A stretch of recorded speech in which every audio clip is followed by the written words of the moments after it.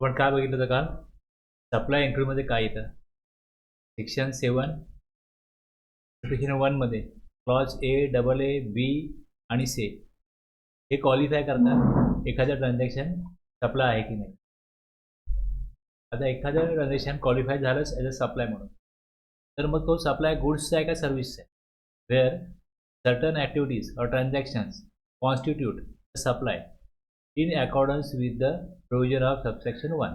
तर ह्या 1 प्रमाणे म्हणजे हे त्यातले क्लॉज A, B, C प्रमाणे काय होईल? एखाद्या ट्रान्झॅक्शन किंवा ॲक्टिव्हिटी हे सप्लाय आहे हे आपण समजू शकतो. ते समजल्यानंतर they shall be treated either as supply of goods. मग तो सप्लाय गुड्सचा आहे का सप्लाय सर्व्हिसचा आहे? As refer to in schedule 2. Schedule 2 बघा, ज्यात तुम्हाला क्लिअर होईल की एखादी ॲक्टिव्हिटी किंवा ट्रान्झॅक्शन हे सप्लाय ऑफ गुड्स आहे का सप्लाय ऑफ सर्व्हिस आहे.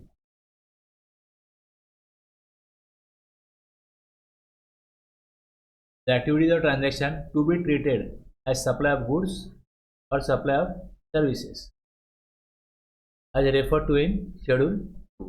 तर शेड्यूल 2 आपण का बघतो? हे का क्लिअर करणं गरजेचं आहे? गुड्स आहे का सर्व्हिस आहे? त्यातनं आपल्याला HSN code, service account code, गुड्सचा वेगळा आहे, सर्व्हिसचा वेगळा आहे. रेट ऑफ जीएसटी एचएसएन कोडप्रमाणे सर्व्हिस अकाउंट कोडप्रमाणे येईल. त्याप्रमाणे त्याचं व्हॅल्युएशन होईल. त्याप्रमाणे त्याचा टाईम ऑफ सप्लाय डिसाईड होईल. सेक्शन 12 किंवा 13 हा टाईम ऑफ सप्लाय ऑफ गुड्ससाठी आहे, 13 टाईम ऑफ सप्लाय ऑफ सर्व्हिसेससाठी आहे. आणि मग इनवॉइस 31(1) मध्ये नॉर्मल सप्लाय ऑफ गुड्स आहे, 31(2) मध्ये नॉर्मल सप्लाय ऑफ सर्व्हिसेस आहे. कंटिन्युअस सप्लाय ऑफ सर्व्हिस असेल, कंटिन्युअस सप्लाय ऑफ गुड्स असेल, जे काय असेल ते आपल्याला एकदा कळलं, क्लिअर झालं की गुड्स आहे का सर्व्हिस आहे, त्याप्रमाणे आपण त्याला पुढे इनवॉइसचं पण प्रोव्हिजनची ट्रीटमेंट देऊ शकतो. त्याच्यामध्ये जे शेड्यूल 2 मध्ये जे पॅरा आहेत त्याच्यामध्ये ट्रान्सफर, त्याला आपण टायटल दिलं आहे, लँड आणि building, treatment of process, transfer of business asset, supply of services. इथे त्यांनी 15+ आपल्याला काय ॲक्टिव्हिटीज किंवा ट्रान्झॅक्शन दिलेली आहेत, त्यातनं आपल्याला कळतं की कशा प्रकारे विचार करायचा सप्लाय ऑफ गुड्स आहे, सप्लाय ऑफ सर्व्हिस आहे, कंपोजिट सप्लाय. आता ट्रान्सफर समजा, जर ट्रान्सफर आहे तर any transfer of the title in goods is supply of goods. जर टायटल ट्रान्सफर केलं म्हणजे मालकी हक्क मी तुम्हाला दिला, माझ्याकडे गुड्स आहे, तुम्हाला मालकी हक्क दिला, तर ते ट्रान्सफर ऑफ गुड्स आहे. पण मालकी हक्क नाही दिला तर काय होऊ शकतं? Any transfer of right in goods, मला गुड्स वापरण्याचे अधिकार दिले, or of undivided share in goods without transfer of title there of is a supply of service. आता समजा एक वस्तू 3 लोकांनी म्हणून तुम्ही घेतली, की केव्हा केव्हा लागते, 10 दिवस तुम्ही वापराल महिन्यात ना, 10 दिवस तुम्ही वापराल, 10 दिवस तुम्ही वापराल. आता त्यानंतर काय झालं की काही काळात ह्यांना काय ॲक्टिव्हिटीज करायच्याच नाही आहेत आणि त्यांचा जो हक्क आहे वापरण्याचा तो ते बजावू शकत नाहीत. तर काही काळाकरता त्यांनी त्यांचा हक्क मला वापरायला दिला, या माझा हक्क आहे या वस्तूवरती वापरण्याचा, हा तुम्ही घ्या. लक्षात घ्या. समजा तुम्ही एक क्रेन घेतली, तुमचा एक बिझनेस आहे, 10 दिवस क्रेन ते वापरणार, 10 दिवस तुम्ही वापरणार, 10 दिवस हे वापरणार. ABC तिघांची एक क्रेन आहे. तर त्याच्यामध्ये अनडिवायडेड शेअर इन गुड्स, तो अधिकार जो आहे टायटल दुसऱ्याला मिळणार नाही, मालकी हक्क मिळणार नाही, मालकी हक्क टिकायचाच राहील त्या क्रेनवरती. पण जो 10 दिवस वापरायची आहे महिन्यातनं, तर 10 दिवस जर तिसरा C व्यक्ती आहे, तो मी D व्यक्ती मला सांगतो की हे तुम्ही वापरू शकता, माझा हक्क जो आहे तो, आणि तो वापरायला तुम्ही मला एक 10,000 रुपये द्या. इथे काय झालं? हे जे ट्रान्झॅक्शन आहे किंवा ही जी ॲक्टिव्हिटी आहे ही सप्लाय ऑफ सर्व्हिसची होईल. Any transfer of right in goods किंवा or of undivided share in goods without transfer of title there of. Title transfer केलं म्हणजे मालकी हक्क ट्रान्सफर केला. Smart furniture house sold furniture to mister Vijay. This will be treated as supply of goods because on sale of title of the furniture is transfer to mister Vijay. या दुसऱ्या केसमध्ये काय, mister Ranjit shall transfer right to use a JCB machine for a period of 2 months for an agreed consideration to Mr. Baiju in April. The transfer of JCB machine without transfer of title in JCB machine shall be treated as supply of service. Mr. P and Mr. K are joint owner of a movable property. Mr. P sells his share in movable property to Mr. J without the transfer of title.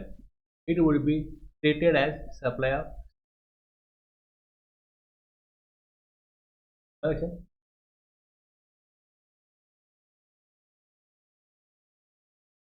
Camera असतो ना, camera माझे 2-3 मित्र आहेत, त्याने video shooting करायचे म्हणून तो camera घेतला होता.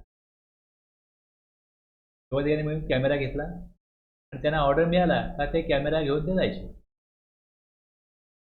त्यातला एक जण आहे, त्याला काहीतरी गावामध्ये प्रॉपर्टीचा मॅटर होता, तो गावाला गेला. तर त्याने काय केलं की चौथ्या मित्र त्यांचा होता, त्याला सांगितलं तर मी चाललोय गावाला, मला काय ऑर्डर बेटर आली, कॅमेरा तर माझा अधिकार आहे, तू ऑर्डर करायची आणि अर्धे पैसे मला द्यायचे. मुव्हेबल प्रॉपर्टी आहे आणि त्यांनी काय केलं, त्याला ते वापरायला दिलं. आता माझा टर्न आहे, जेव्हा माझ्याकडे तो कॅमेरा येईल तेव्हा तू ऑर्डर घे, मी ऑर्डर देईन, माझे कॉन्टॅक्ट आहे आणि कर, मी गावाला मी येऊ शकत नाही. आता ते काय केलं, त्यांनी जे कन्सिडरेशन घेतलं, समजा माझी ऑर्डर 10,000ची आहे तर 5,000 तू काम केल्याचे घे, 5,000 रुपये माझ्याकडे ठेवे. ही supply of service. Any transfer of title in goods under an agreement. Goods transfer होतील पण ॲग्रीमेंट काय, any transfer of title in goods under an agreement which stipulate that property in goods shall pass at a future date upon payment of full consideration as agreed. Agreement असे. Smart Furniture House supplied furniture to Mr. Jayesh in an agreement to receive payment in 9 installment. This amounts supply of goods because title of the furniture will pass on to Mr. Ram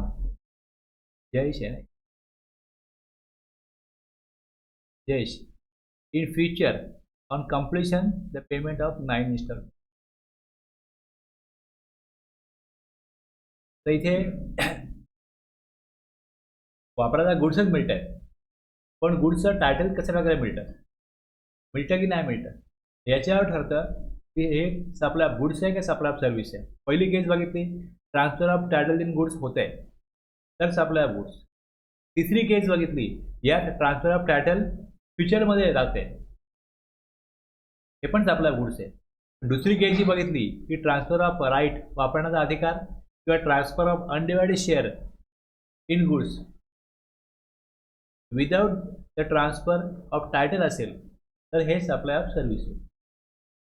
तिन्ही केसमध्ये जो recipient आहे तो ते goods use करणार आहे पण त्याला मालकी हक्क मिळणार नाही, टायटल त्या नावावर जाणार नाही. जो मूळ ओनर आहे जर तो टायटल ट्रान्सफर करतो तर supply of goods, title transfer होत नाही तर supply of service.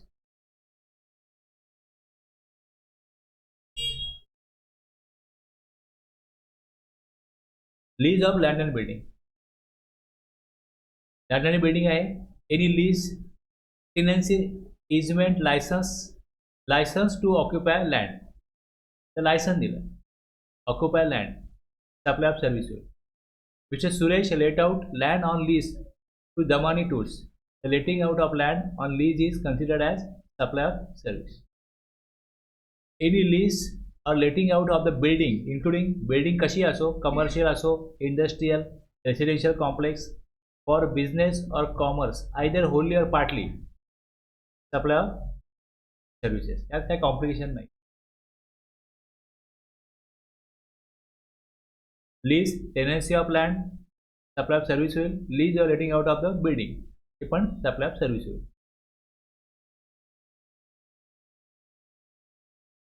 Treatment or process. जसं एक फॅक्टरी आहे, समजा चाकू बनवतात, चाकूचा उपयोग तेव्हा जेव्हा त्याला धार लावली जाईल. धार लावण्याकरता चाकू बनले का दुसरी फॅक्टरी आहे तिकडे ते चाकू पाठवले जातात, तिकडे जाऊन धार लावली जाते, धार लावून चाकू ते परत येतात. असे बरेच बिझनेस आहेत की त्यामध्ये आता एक तेलाचा डब्बा असतो, तेल कंपनी काय करते, डब्बा बनवते. तर डब्बा बनवण्याच्या जे प्रिंटिंग होतं ना, जे कंपनीचं नाव, क्वांटिटी काय इतर माहिती आहे, ती प्रिंटिंग करण्याकरता वेगळ्या ठिकाणी ते डबे पाठवायला लागतात. हे जॉबवर any treatment or process which is supplied to another person's goods is supply of service. Goods वरती कुठली प्रोसेस केली जाते, तर चाकूला धार लावली. एक ग्लास हाऊस आहे, send there glass to meta tools to heat treatment to produce tempered glass. ते ही हीट ट्रीटमेंट आहे done by meta tool is supply of service. कुठल्याही प्रकारची ट्रीटमेंट किंवा प्रोसेस जर का गुड्सवरती केली, सप्लायरचे गुड्स आहेत, सॉरी एका रेसिपियंटचे गुड्स आहेत, तो सप्लायरकडे पाठवतो की मला तुझी ट्रीटमेंट करून द्यायच्यावरती. कसं होतं की मी तुमच्याकडे गुड्स पाठवले, तुम्ही त्या गुड्सवरती काहीतरी ट्रीटमेंट किंवा प्रोसेस कराल, कोण कोणाला पेमेंट करेल. जर मी तुम्हाला पेमेंट करतो तर मी रिसिपियंट आहे. हे सप्लाय ऑफ सर्व्हिस होईल. जेव्हा असं कन्फ्युजन होईल की बा रेसिपियंट कोण आहे आणि सप्लायर कोण आहे, तर हे बघायचं की बेनिफिट कोणाला होते. माझे गुड्स आहेत, ते गुड्स तेव्हाच विकले जातील जेव्हा त्याच्यावरती काहीतरी प्रोसेस होईल, मग ती ज्याच्याकडनं मी करून घेईल तो सप्लायर आहे, त्याला मी पेमेंट करेन.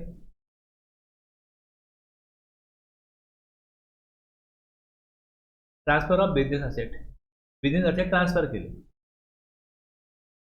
Wear goods forming part of the asset of a business. Balance शीटला असेट असते ना, म्हणजे बिझनेसचा भाग आहे ते asset. Where goods forming part of the business asset of where goods forming part of the asset of a business are transferred or disposed by or under the direction of the person carrying on the business so as no longer to form part of those assets.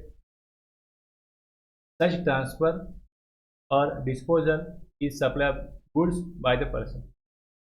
पहिले हे शब्द होते काढले amendment म्हणून की whether or not for consideration. Consideration असो किंवा नसो असं पहिले शब्द होते, ते काढून टाकले. असे ट्रान्सफर केली. Such transfer or disposal of a supply of goods by the person. बिझनेसचा भाग आहे एखादी असेट आणि ती डिस्पोज केली गेली किंवा ट्रान्सफर केली गेली under the direction of the person carrying on the business. तो ओनर असेल, मॅनेजर असेल, ज्याला कोणाला कंट्रोल दिला त्या बिझनेसचा, तो ती असेट ट्रान्सफर किंवा डिस्पोज करतो. हे जे ट्रान्सफर किंवा डिस्पोजल आहे हे सप्लाय ऑफ गुड्स आहे. Janata company, Janata cooperative bank disposes its used computer for ₹500 by giving it to a charitable organization. The disposal of the computer is supply of goods under subject to GST. ₹500 घेऊ अगर न घेऊ, transfer केले supply of goods.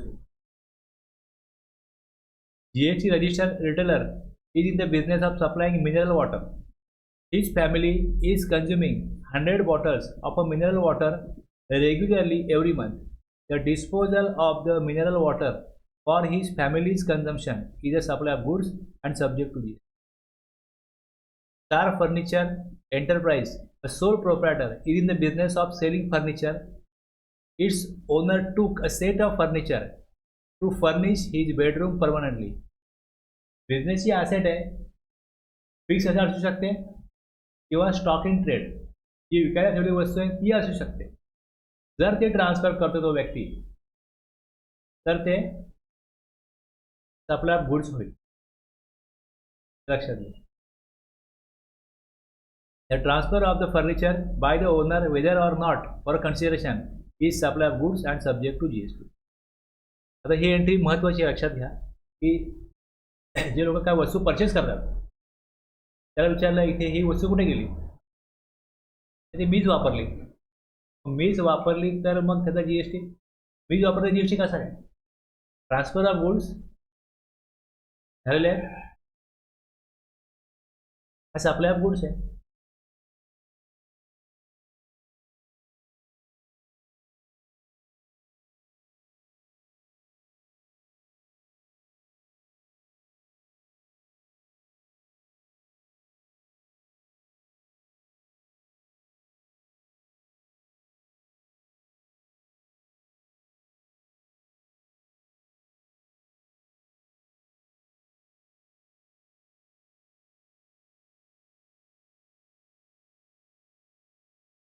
Section 17(5) आहे, त्यामध्ये goods और services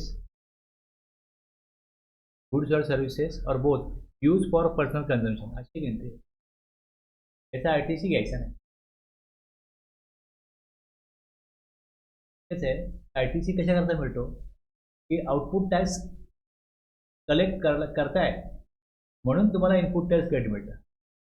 law making law असा बनला आहे की इनपुट टॅक्स क्रेडिट केव्हा मिळेल की जेव्हा तुम्ही output tax in the course of furtherance of बिझनेसची ॲक्टिव्हिटी जेव्हा मी करतो तेव्हा मी आउटपुट टॅक्स कलेक्ट करतो. आणि जर मला आउटपुट टॅक्स कलेक्ट नाही करायचं आहे तर ते झालं पर्सनल कन्झम्पशन.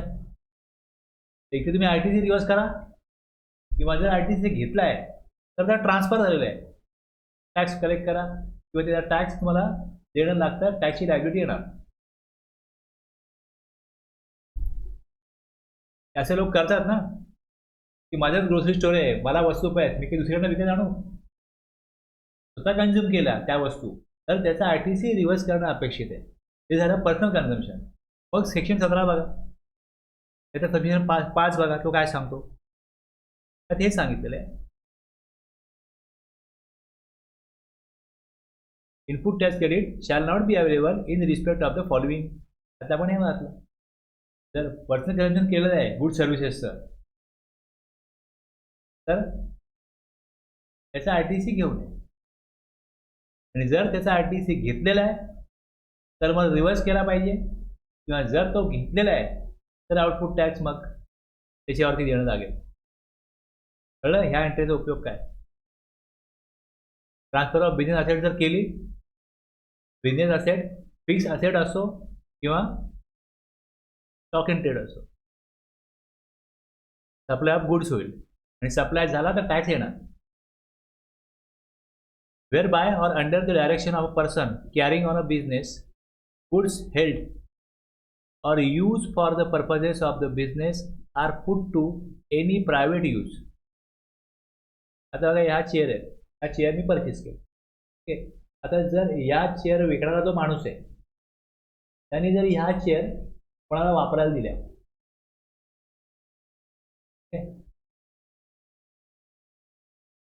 ह्याला काय म्हणाल तुम्ही, goods held or use for the purpose of the business are put to any private use or are used or made available to any person for use. बरोबर आहे, कळलं ना. ही असेट आहे ना, चेअर ही असेट आहे. या चेअर जर कोणाला यूज करायला दिल्या किंवा त्याला उपलब्ध करून दिल्या for any purpose other than a purpose of the business, any purpose, the usage or making available of such goods is supply of service. Is supply of service.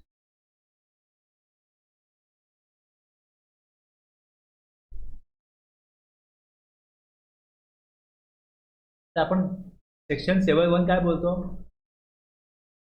की कन्सिडरेशन असेल शेड्यूल 1ची 4 आणि 40 सोडून सेक्शन 7(1) AA B बघितलं तुम्ही, त्यात काय होतं, consideration असेल. आता समजा माझ्याकडे 10 चेअर आहेत, 10 चेअर आहेत,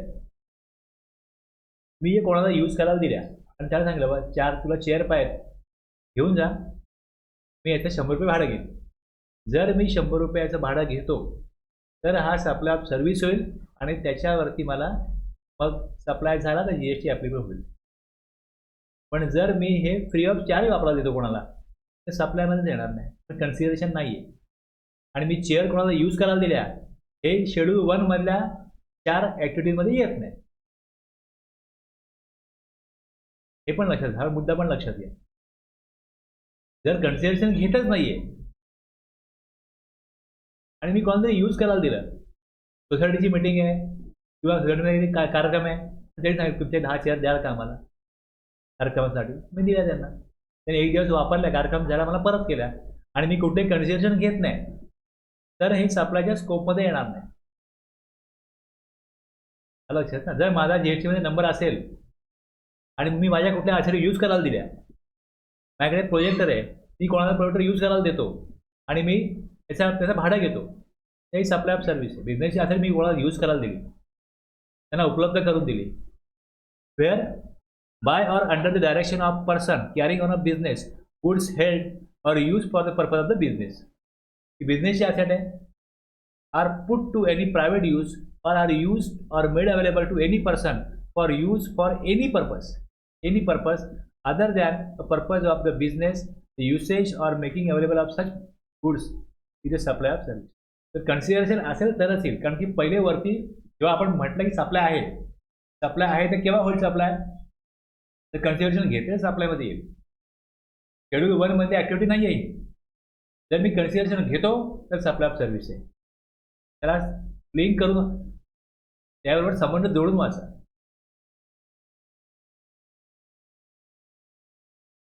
Ramesh enterprise is a supplier of tent. आता टेंट हे त्याच्या बिझनेसची ॲसेट आहे. The company lends a few tent to its manager for his sons wedding. The private usage of the tent by the manager with or without consideration either deemed as supply of services by the company to you. आता हे without consideration का आलं याच्यामध्ये, हे एम्प्लॉयरनी एम्प्लॉयरला दिलं,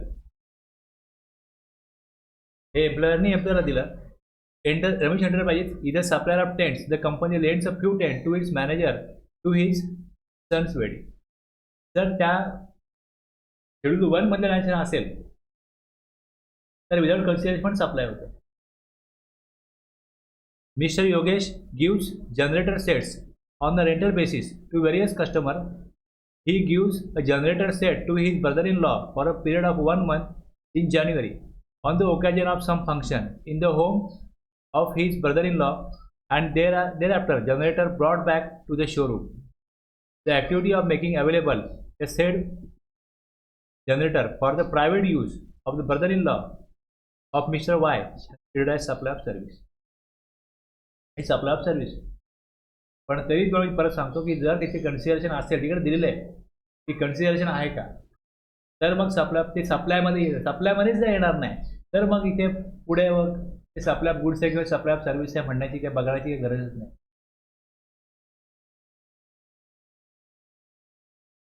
वेर any person ceases, हे बंद, एनी पर्सन स्टॉप केलं, सीज केलं म्हणजे स्टॉप केलं.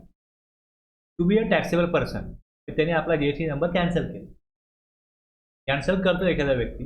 Any goods forming part of the asset of any business carried on by him shall be deemed to be supplied by him in the course or furtherance of his business immediately before he ceases to be a taxable person. जेव्हा application करतो एखादा व्यक्ती, number माझा cancel करा. तरतूद कुठे आहे? 28, 29, 30 amendment, cancellation, suspension आणि मग रिओकेशन. 28, 29, 30 आहे. मग त्यात जेव्हा तो प्रोसेस करेल टॅक्सेबल पर्सन, ज्यावेळेस where any person ceases to be taxable person असं मानलं जाईल. डीम टू बी सप्लाइड, त्याच्याकडे ज्या बिझनेसमध्ये जे गुड्स आहेत, any goods forming part of the asset, स्टॉकमध्ये गुड्स असतील, कॅपिटल असेट असतील, ते गुड्स त्यांनी सप्लाय केले असं मानलं जाईल. सप्लाय ऑफ गुड्स आहे.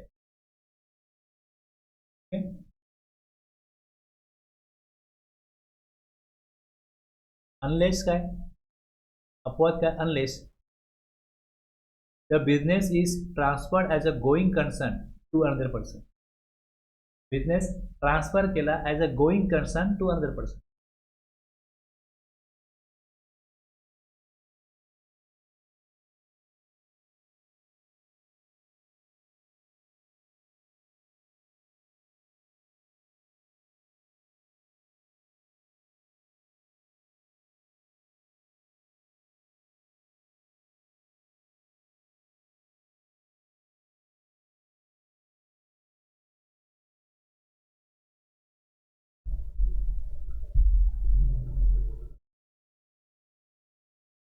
एंट्री नंबर 2 आहे एक्झम्पशन नोटिफिकेशनमध्ये. एंट्री नंबर 2 आहे services by way of transfer of a going concern as a whole or an independent part there. बघा मी काय सांगतोय. एक कंपनी आहे, फॅक्टरी आहे, म्हणजे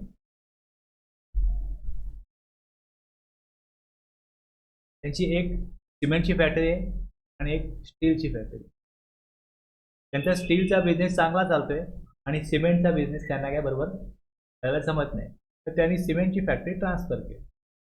त्याला काय म्हणता येईल, transfer of a going concern, whole नाही, as an independent part there of, तो वेगळा पार्ट. किंवा एखादी फक्त स्टीलचीच फॅक्टरी आहे, त्याने ती दुसऱ्या व्यक्तीला ट्रान्सफर केली.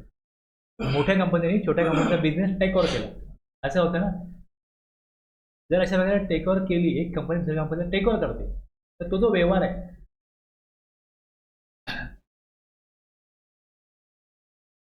तो माहिती आहे का, थम्सअप हे कोणाचं होतं, कुठल्या कंपनीचं पहिले, पार्ले कंपनीचं. थम्सअप हे पार्ले कंपनीचं प्रोडक्ट होतं आणि ते टेक ओव्हर केलं कोका कोलाने. आता त्याच्यामध्ये म्हणजे जी कॉम्पिटिशन ज्या प्रकारे कोका कोला किंवा पेप्सी ही जगामध्ये वेगवेगळ्या देशात जाऊन ॲडव्हर्टाईज करतात आणि तिथले लोकल ब्रँड जे आहेत ते मग कोलॅप्स होतात. आयदर ती कंपनी टेक ओव्हर करायची किंवा अशा प्रकारे त्यांना कम्पीट करायचं. तुम्ही यूट्यूबला जाल की त्यांनी पार्लेला कशा प्रकारची कॉम्पिटिशन दिली आणि मग पार्लेला कसा नाईलाज झाला आणि मग त्यांना तो त्यांचा ब्रँड विकायला लागला आणि तो आजही चालतोय म्हणून ते तो ब्रँडही त्यांनी बंद नाही केला, चालू ठेवला. मग याची स्टोरी बघायला ऐकायला यूट्यूबला कशा प्रकारे आहे. अशा प्रकारे जेव्हा एखादी तो एक वेगळा इंडिपेंडंट पार्ट होता त्या कंपनीचा, पार्लेचा, त्यांनी कोकाकोलाला दिला. तर ह्यात त्यांनी 200 करोड 500 करोड काय अमाऊंट असेल ती देऊन तो पार्ट घेतलेला आहे. आलं लक्षात. तर ज्यावेळी अशा प्रकारे एखादा बिझनेस टेक ओव्हर केला जातो तेव्हा त्या बिझनेसच्या सगळ्या ॲसेट जो ती कंपनी टेक ओव्हर करते त्याच्या होतात. सगळे कंपनीचे देणं घेणं जे आहे, नवीन मालक जो आहे कसं आहे ना, जे तुमचं आज देणं घेणं आहे, तुम्ही मालक आहात, तुमची कंपनी मी टेक ओव्हर केली, तर तुमचं रेप्युटेशन, तुमचं कर्ज, तुमच्या इन्व्हेस्टमेंट्स कंपनीच्या ह्या सगळ्या कोणाच्या होतील, तो टेक ओव्हर करेल त्याच्या होतील. तर इथे असेट परचेस केला सगळ्या बिझनेसच्या, पण हे सप्लाय ऑफ सर्व्हिस मध्ये जातं, हे सप्लाय ऑफ गुड्समध्ये जातं. कारण संपूर्ण बिझनेस टेक ओव्हर केला आणि services by way of transfer of a going concern as a whole or a independent part there of, याच्यावरती 200 करोडचा व्यवहार झाला, याच्यावर GST येणार नाही.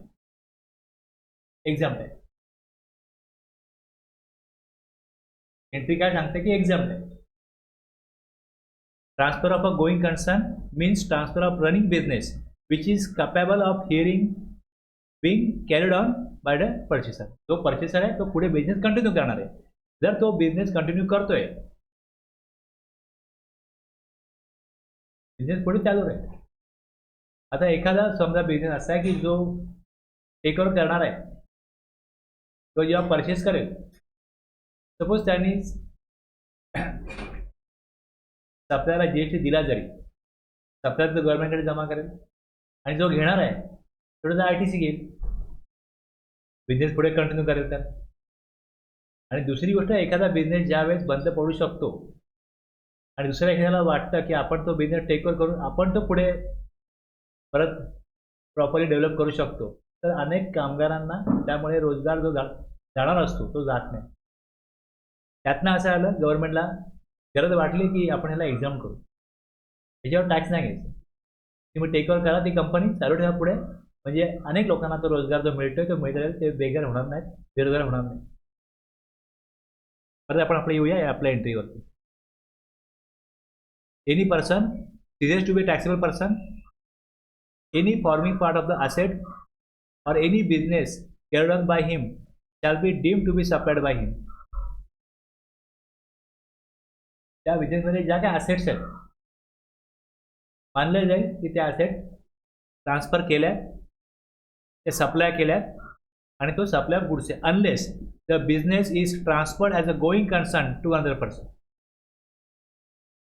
तो नंबर कॅन्सल करतो आणि तो संपूर्ण बिझनेस दुसऱ्याला जर त्यांनी विकून टाकला, तर त्याच्याकडे ज्या काय फॉर्मिंग पार्ट ऑफ असेट आहेत ते दुसऱ्याने टेक ओव्हर केल्या, ॲज अ गोईंग कन्सर्न तो बिझनेस त्यांनी ट्रान्सफर केला. आता मी माझा बिझनेस जर तुम्हाला ट्रान्सफर केला तर पुढे मी बिझनेस करणार नाही आहे, मी माझा नंबर कॅन्सल करीन ना, बरोबर आहे. पण त्या असेटवरती मला कुठली लायबिलिटी येणार नाही. Deem to be supplied by him, अख्खा बिझनेसच केला आहे सप्लाय, आणि त्यातनं जे पैसे आले त्याच्यावर मला कुठली लायबिलिटी येणार नाही, कारण की तो एक्झाम सप्लाय. एखाद्याने एखादा बिझनेस स्वतः करणं बंद केलं, पण the business is carried on by a personal representative who is deem to be taxable person. या दोन्ही केसमध्ये बिझनेस चालू राहतोय. तर बिझनेस दुसरा व्यक्ती कंटिन्यू करतोय पुढे,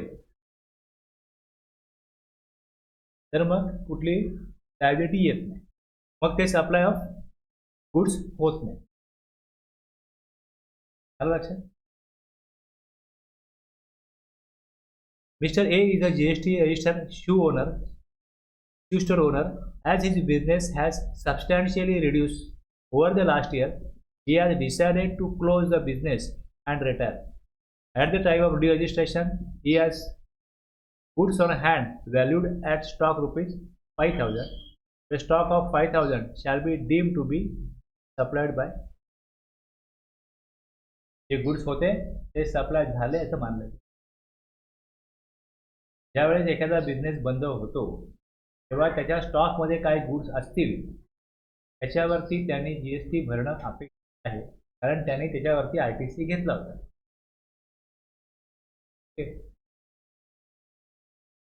कुठलाही बिझनेस जेव्हा बंद होतो त्यावेळेस जो कोण असतो त्या बिझनेसचा ओनर असतो सगळा स्टॉक क्लिअर करतो, सगळा स्टॉक क्लिअर करून टाकतो.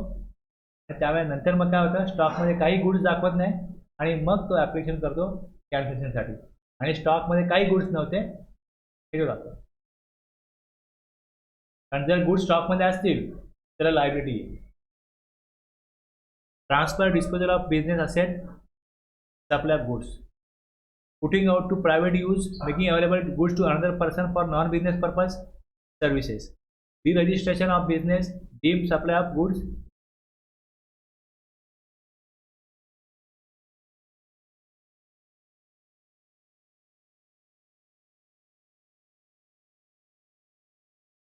आता इथे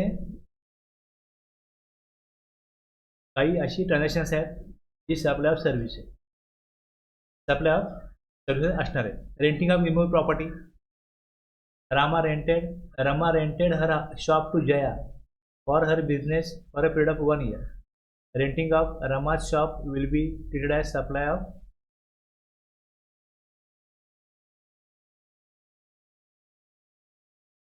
construction of a complex, building, civil structure or a part thereof, including a complex or building intended for sale to a buyer wholly or partly. आता अंडर कन्स्ट्रक्शन फ्लॅट जेव्हा एखादा व्यक्ती परचेस करतो किंवा अंडर कन्स्ट्रक्शन एखादी building असताना त्यातला shop purchase करतो. कंस्ट्रक्शन ऑफ कॉम्प्लेक्स आहे, बिल्डिंग आहे, सिव्हिल स्ट्रक्चर आहे, or a part there of including a complex or building intended for sale to buyer wholly or partly. बनेल तेव्हा ती बिल्डिंग होईल, पण जेव्हा ते काम चालू आहे अंडर कन्स्ट्रक्शन आहे त्यावेळेस काय आहे, सप्लाय ऑफ सर्व्हिस आहे आणि ही कन्स्ट्रक्शन सर्व्हिस आहे. अपवाद काय म्हटलं खाली, एक्सेप्ट. आता ती बिल्डिंग कंप्लीट झाली, पूर्ण झाली, मग ती शेड्यूल 3 मधली एंट्री होते. शेड्यूल 3 मधली एंट्री होते where the entire consideration has been received after issuance of the completion certificate where required by the competent authority or after its first occupation, whichever झालं, पहिलं ऑक्युपेशन, फर्स्ट ऑक्युपेशन किंवा OC किंवा CC हे जर मिळालं त्या बिल्डिंगमध्ये, हे केव्हा मिळू शकतं त्या बिल्डिंगसाठी, जेव्हा त्याला पूर्ण काम पूर्ण झालेलं आहे तर कंप्लीशन सर्टिफिकेट किंवा ऑक्युपेशन सर्टिफिकेट मिळेल. कळलं दोन्ही पार्ट. जर बिल्डिंग कंप्लीट झाली मग शेड्यूल 3 मध्ये एंट्री होते, मग लँड आणि बिल्डिंगवरती GST येत नाही.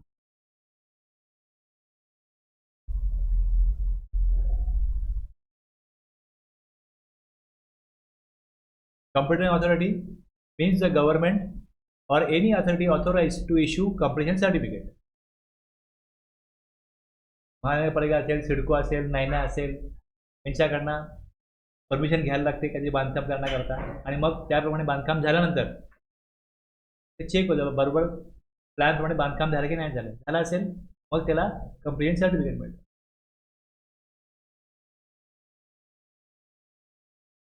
हे पहिले परमिशन घ्यायची. परमिशन घेताना ते बघतात की बाई इथे काय सगळं जागा बरोबर आहे की नाही, इथे बांधकाम व्यवस्थित होऊ शकतं की नाही. पहिलं तर तिकडे सुरुवात तुम्ही करू शकता, म्हणून कमिटमेंट सर्टिफिकेट येतं. जागा व्यवस्थित पहिले ठाकठीक करा. तिथनं कुठे पाईपलाईन गेली आहे ती बाजूला करा. कुठल्या लाईटच्या तिकडनं केबल वगैरे गेल्या असतील तर त्या सगळ्या बाजूला करून घ्या आणि मग सगळं ते ओके आहे. आता तुम्ही काय करा, कमिटमेंट करू शकता, सुरुवात करू शकता हे बिल्डिंग बांधायला. ह्या सगळ्या गोष्टींमधनं जी कॉम्पिटंट ऑथॉरिटी असते ती ह्याला कंट्रोल करते. Comprehensive certificate under any law by the time being in force, and in case of non-requirement of such certificate from such authority from any of the following, namely architect register with the council, chartered engineer register with the Association of Engineers, and licensed surveyor of the respective local body of the city or town. आता हे देण्याचा उद्देश काय, प्रत्येक राज्यामध्ये प्रत्येक एरियामध्ये काय गोष्टी वेगवेगळ्या प्रकारे चालतात. The expression construction includes additions, alterations, replacement or remodeling of any existing civil structure. हे काम चालू आहे बिल्डिंगचं. तुम्ही इथे गेलात साईट ऑफिसवरती विचारलं मला एक फ्लॅट बुक करायचा आहे, त्यांनी कॉस्ट सांगितली 80 लाख रुपये. हे 80 लाख रुपये बिफोर कम्प्लिशन तुम्ही पहिला हप्ता दिला 40 लाख, दुसरा पुढे हप्ता दिला 20 लाख, आफ्टर कम्प्लिशन आणखीन 20 लाख दिले. आता कन्सिडरेशन थोडं जरी बिफोर कम्प्लिशन दिलं असेल तर जीएसटी ॲप्लिकेबल होईल. 1 रुपया जरी पहिले दिला आणि बाकी 79,99,999 नंतर दिले तरी जीएसटी ॲप्लिकेबल होईल. पण बिल्डिंग कंप्लीट झाली आणि एंटायर कन्सिडरेशन, संपूर्ण consideration, entire consideration or any part of the consideration is received before issuance of completion certificate, supply of service होईल. ओके. आणि जर एंटायर कन्सिडरेशन रिसिव्ड आफ्टर जर होईल तर मग नॉट सप्लाय ॲट ऑल, मग हे शेड्यूल 3चा पार्ट होतं. Read with schedule 3 entry number 5. पण काल ती एंट्री बघितली त्यामुळे मला याचा रेफरन्स दिला होता की शेड्यूल 2 मध्ये सांगितलेलं आहे की कन्स्ट्रक्शन सर्व्हिस आहे आणि इकडे रेफरन्स येतो शेड्यूल 3चा एंट्री नंबर 5चा. तर CC आल्यानंतर एंटायर कन्सिडरेशन हे CC आल्यानंतर दिलं गेलं तर मग हा सप्लायच नाही.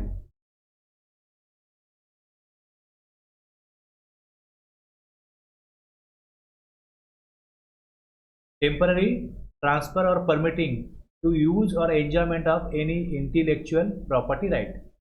इंटेलेक्चुअल प्रॉपर्टी राईट आणि इथे शब्द काय दिला बघा, टेम्पररी ट्रान्सफर. टेम्पररी ट्रान्सफर, माझ्याकडे राईट्स आहेत कसले, इंटेलेक्चुअल प्रॉपर्टी राईट्स, ज्याला copyright, patent, trademark, design, any other similar right to and intangible property. Intangible property माझ्याकडे कॉपीराईट आहे, मी तुम्हाला देतो, तर त्या कॉपीराईटमुळे मला काहीतरी अधिकार मिळाला आहे, मी काहीतरी करू शकतो, त्याचा मला काहीतरी बेनिफिट मिळतो. तो बेनिफिट मी तुम्हाला देतो पण टेम्पररी. हा ठीक आहे, वापरा, माझ्याकडे अधिकार आहे. कॉपीराईट, पेटंट्स, ट्रेडमार्क, डिझाईन हे मी तुम्हाला दिलं तर तुमचा काहीतरी फायदा होईल ना.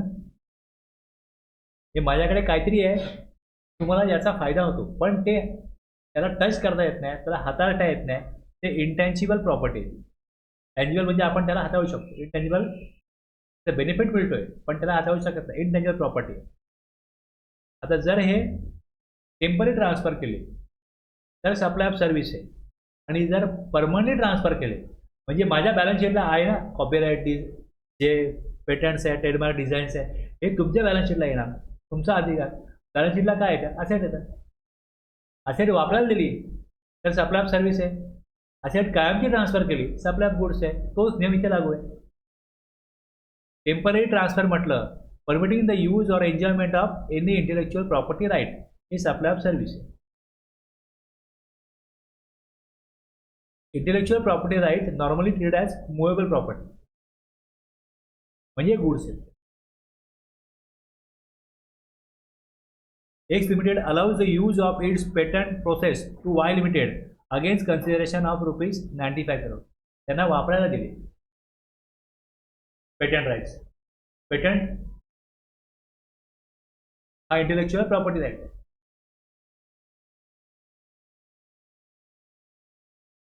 आलं लक्षात? कळलं ना?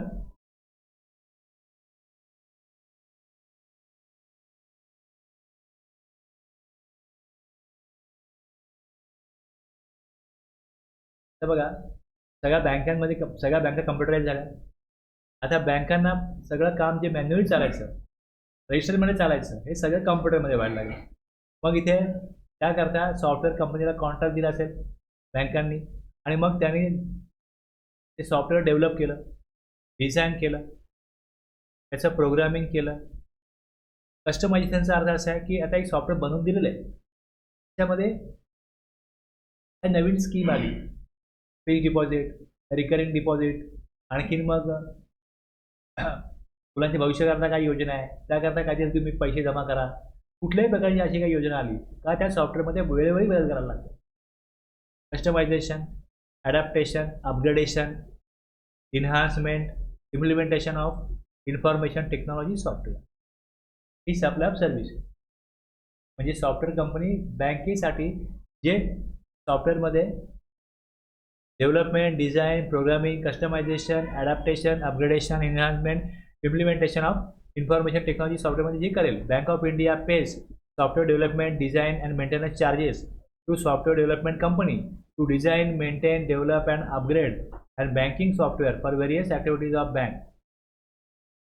The transaction between software development company and Bank of India is supply of service. आता सॉफ्टवेअरचा पण प्रकार कसा आहे की काय सॉफ्टवेअर ही जसं रिक्वायरमेंट असते युजरची त्याप्रमाणे सॉफ्टवेअर कंपन्या डिझाईन करून देतात.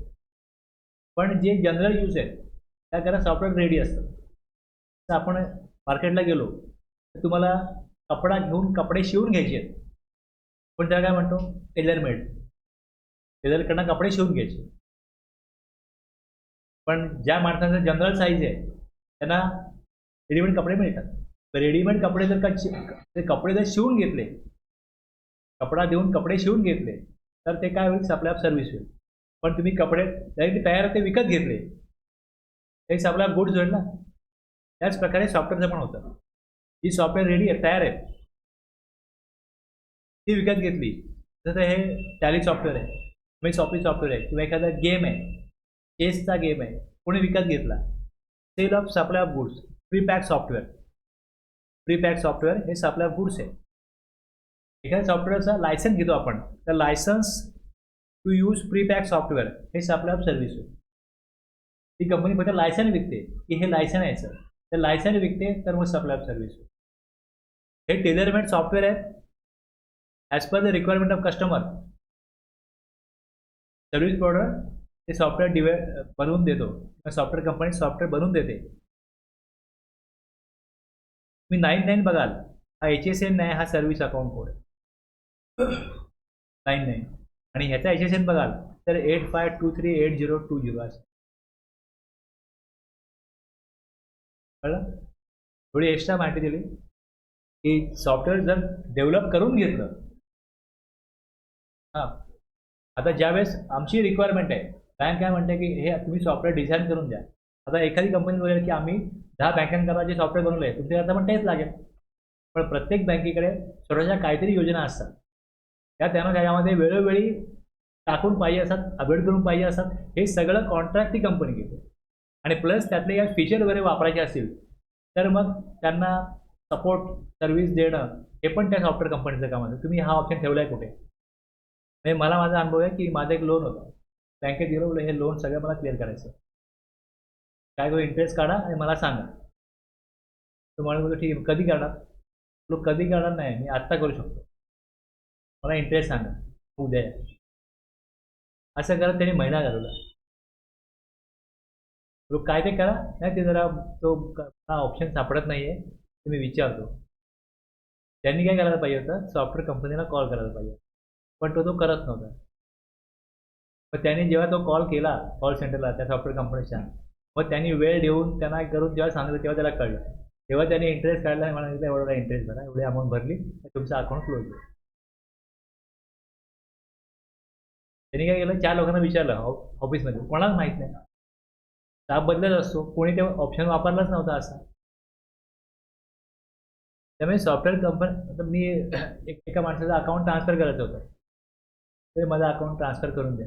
त्या चेंबूरला जायला होतो, तर ते कोण राहत नाही. मुलगा गेला फॉरेनला, तर माझी मुलगी जाते चेंबूरला, माझं बँक ऑफ बरोडामध्ये अकाउंट आहे, जरा जाऊन मी तिथे ॲप्लिकेशन देऊन आलो, जरा फॉलोअप घे. मी जाऊन रोज फॉलोअप घ्यायचो, सांगायचो करा ते ट्रान्सफर. तर काहीतरी त्याच्यामध्ये त्यांच्या सॉफ्टवेअरमध्ये काहीतरी प्रॉब्लेम झाला होता, काहीतरी त्यांनी ऑप्शन प्रॉपर प्रोसेस केला नव्हता, त्यामुळे अकाउंट ट्रान्सफर होत नव्हतं. आता ती बाई सुट्टीवर जाणार होती 4-5 दिवसांनी, तर तिने मला टाळमटाळ केली आणि मग सुट्टीवर गेली. मग दुसऱ्या बाईकडे परत कार्यक्रम गेला, मग दुसऱ्या बाईला मी फॉलोअप केला. तर बघा असं ॲप्लिकेशन दिलं आहे, असं असं बोलो एजेड पर्सन आहे, त्याला तुम्ही खास तिथे यायला लागू नका. फोनवर त्याला बोला, त्यांना सांगा की मी येऊन गेलो, काम सर त्याला सांगा. तर त्यांच्याशी फोनवरती बोलले. मग त्यानंतर त्या बाईच्या मागे खूप लागलो मी रोज जाऊन, तेव्हा तिने कॉल सेंटरला कॉल केला. मग तिथे तासभर ती बोलली, काय काय तिथे केलं, त्यानंतर ते ट्रान्सफर झालं. हे असं काम असतं की सॉफ्टवेअर कंपनीलाच माहिती असतं की कुठला ऑप्शन कसा यूज करायचा आणि कुठे काय अडलं तर काय प्रोसेस करायचं. पण त्याकरता ह्यांना वेळ द्यायला लागतो आणि त्यांना वेळ द्यायला वेळ नसतो, कारण बँकेत काय गर्दी असते. आणि जेवढं रुटीन काम आहे, चेक आले ते पुढे प्रोसेस करायचे, ते वेळच नसतो. त्यामुळे अशी जी कामं आहेत ती खूप फॉलोअप घेतल्यानंतर पहिली बाई आपण सुट्टीवर जाणार होतो, हे कधी काम करणार आहे ते पूर्ण करायचं मला जायचं आहे, त्यामुळे हे काम तिने टाळलं. Development, design, programming, customisation, adaptation, upgradation, enhancement, implementation of information technology software ही सप्लायर सर्व्हिस आहे. कारण की हे फक्त बनवून दिलं वापरायचं नाही, त्यामागे सपोर्ट पण लागतो आणि हे सगळं सपोर्ट सकटच ती कंपनी प्रोव्हाइड करत असते.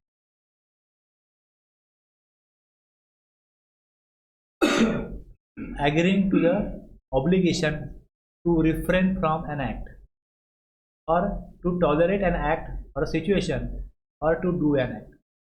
आता याच्यामध्ये हे जे एक वाक्य आहे, इथे और दिला, इथे और दिला, त्यामुळे याचे 3 पार्ट झाले. हा पहिला पार्ट, हा दुसरा पार्ट आणि हा तिसरा part. Obligation to refrain from an act, obligation to tolerate an act or situation, obligation to do an act.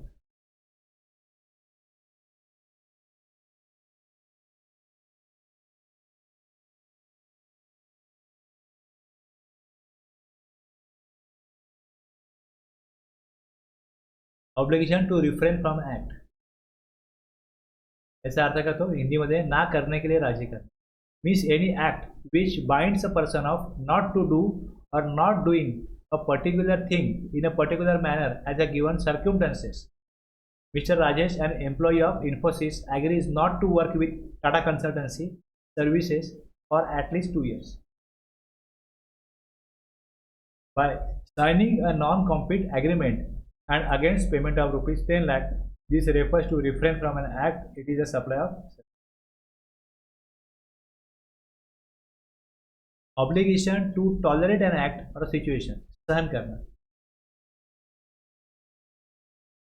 means to accept the occurrence or existence of an act or a particular things which is imposed by condition or circumstances in a contract, agreement or any other document which is legally enforceable by law.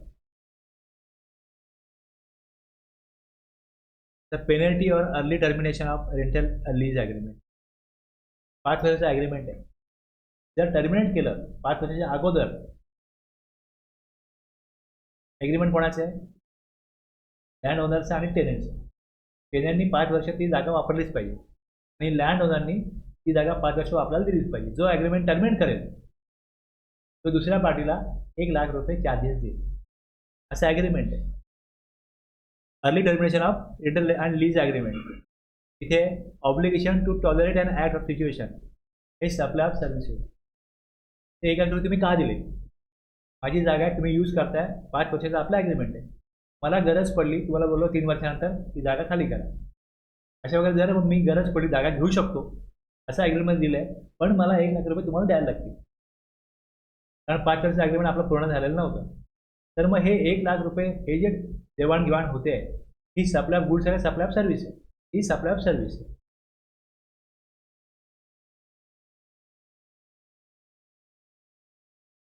Means to perform obligation to do an act.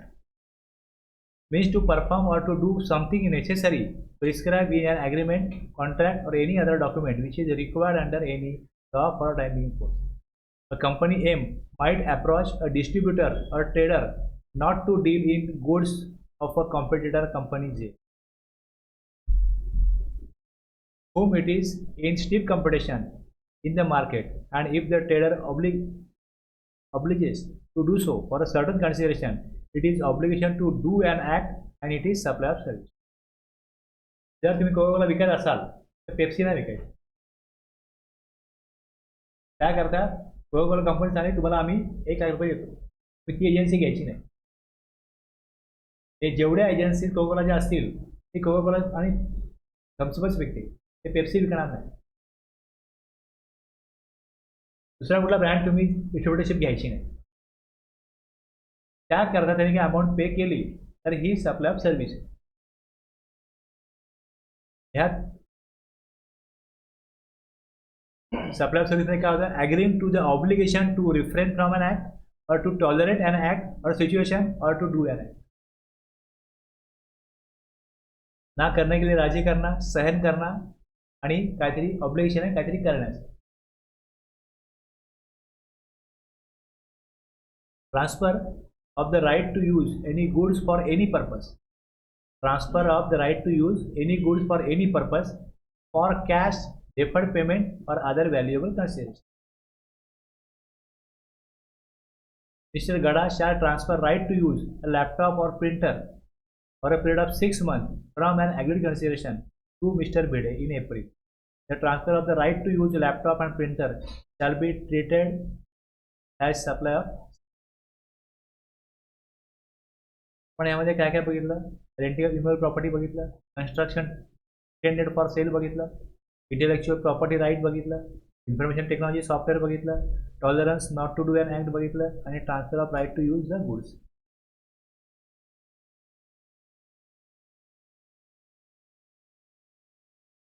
तर पुढचा point आहे, the following composite supply shall be treated as.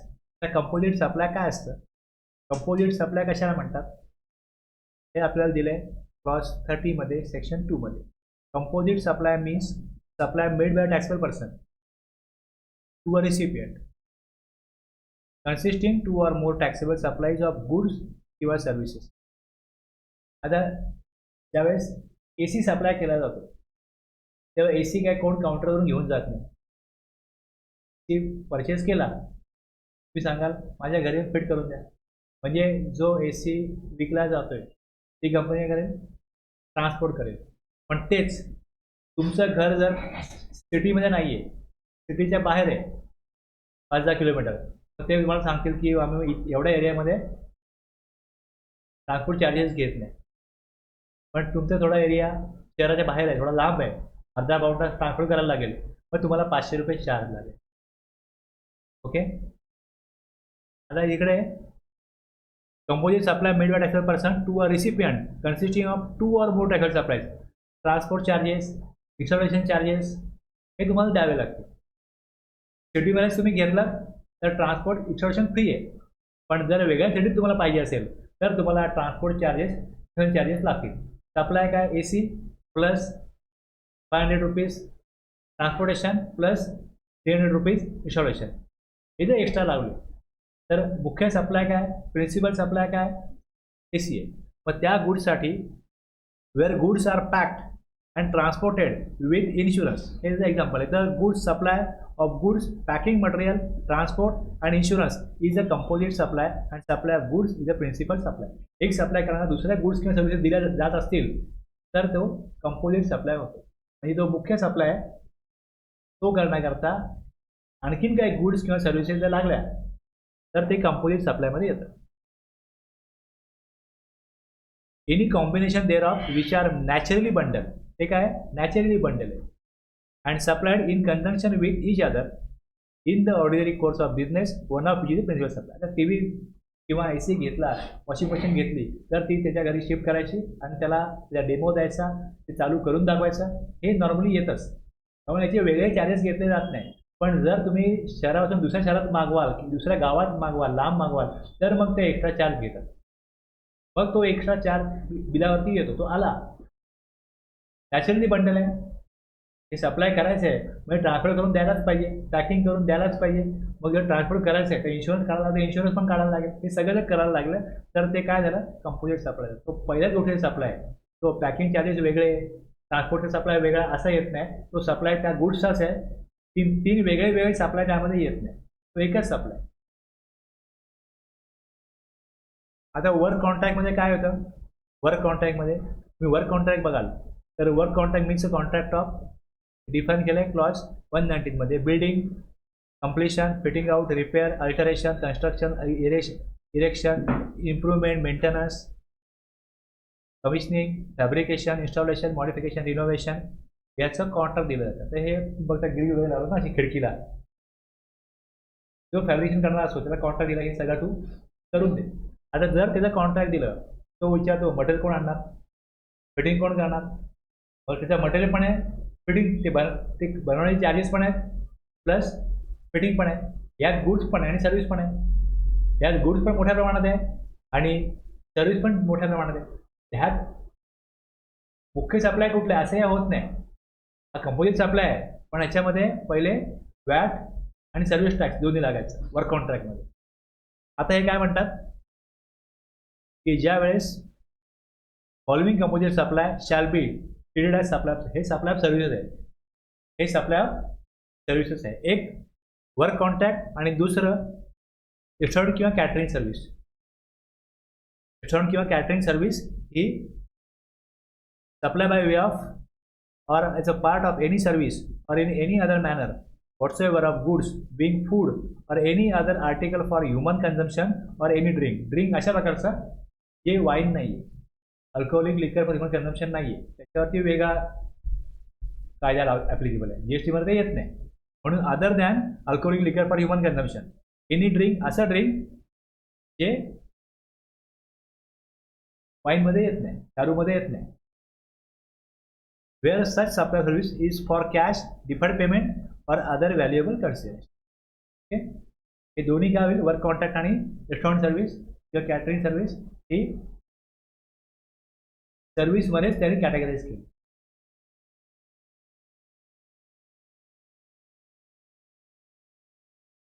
Activities or transaction to be treated as supply of goods or supply of service. यामध्ये आपण एवढ्या गोष्टी बघितल्या.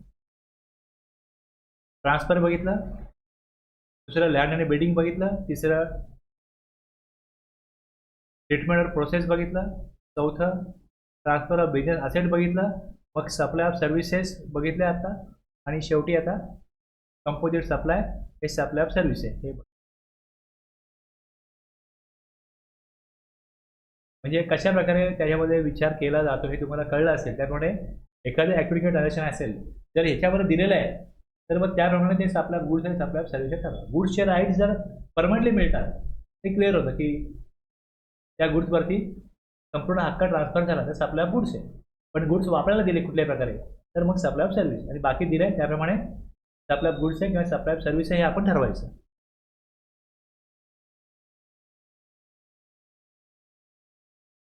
बाकी बघितलं आपण का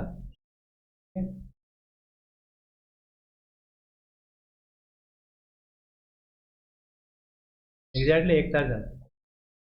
थांबूया, ब्रेक घेऊया इथे.